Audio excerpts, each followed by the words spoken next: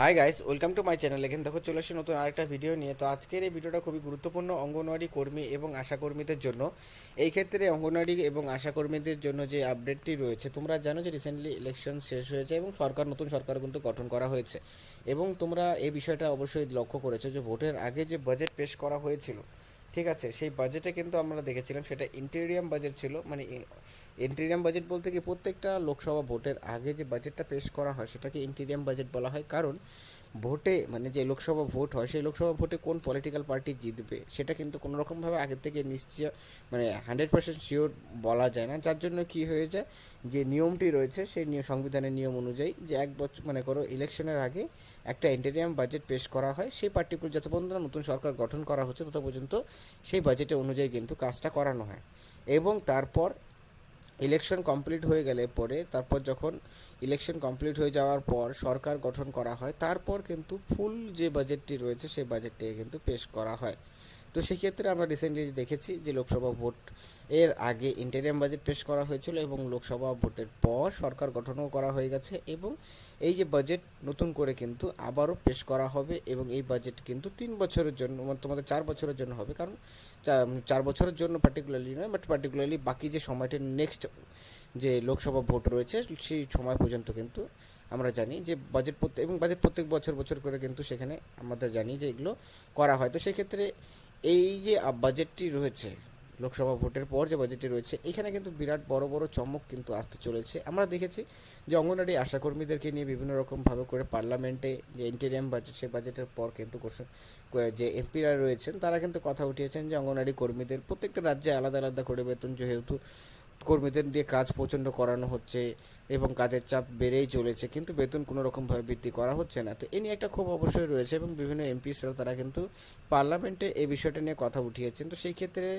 Recent যে NDA সরকার গঠন করা হয়েছে, এনডিএ সরকারের উপর অবশ্যই এটা নিয়ে কিন্তু চাপ রয়েছে এবং এটা আশা করা যেতে পারে যে কেন্দ্রীয় সরকারের দ্বারা কিন্তু এখানে নতুন করে বেতন বৃদ্ধি করানো হতে পারে অঙ্গনারী এবং আশাকর্মী এবং চুক্তিভিত্তিক কর্মীদের। এবং এই যে বেতনটা বৃদ্ধি করার কথা বলা হচ্ছে, এখানে বেতনটা কিন্তু বৃদ্ধি হওয়ার পিছনে রিজন কতগুলো রয়েছে সেগুলো আমরা তোমাদের সাথে তুলে ধরার চেষ্টা করবো। কারণ 1 নম্বর পয়েন্ট হচ্ছে যে নতুন শিক্ষানীতি। তোমরা জানো যে ইলেকশনের আগে কিন্তু 2020 সালেই কিন্তু নতুন শিক্ষানীতি নিয়ে কিন্তু যে প্রেজেন্টলি যে এনডিএ সরকার রয়েছে তারা কিন্তু এটা চালু করেছেন।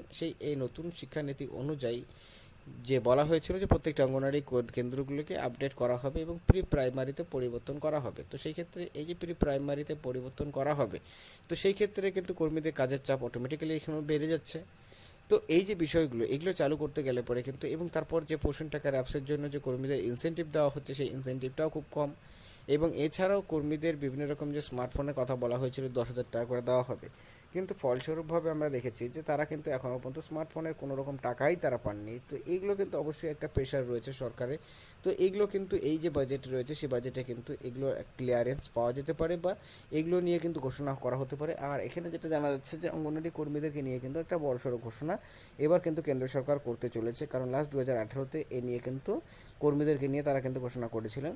তো এইবার যেহেতু একটা প্রেশার রয়েছে, একদম চাপ রয়েছে, সেক্ষেত্রে অবশ্যই অঙ্গনওয়াড়ি কর্মীদের কিন্তু বেতন বৃদ্ধি হতে চলেছে। এখন কোশ্চেনটা রইল কত টাকা করে বেতন বৃদ্ধি হওয়ার সম্ভাবনাটা রয়েছে। তো দেখো, বেতন বৃদ্ধি হওয়ার সম্ভাবনা রয়েছে যে এর আগে 1,000 টাকা করে হয়েছিল, এখানে কিন্তু 1500 থেকে 2,000 টাকা মতন কিন্তু বেতন কর্মীদের বৃদ্ধি করানো হতে পারে। বাট সেটাও কোনো রকমভাবে শিওরিটিভাবে বলা যাচ্ছে না। কিন্তু 1,000 টাকা করে যেহেতু বেতন আগে বৃদ্ধি করা হয়েছে, তার থেকে কম কিন্তু আর হওয়ার চান্সেসটা নেই।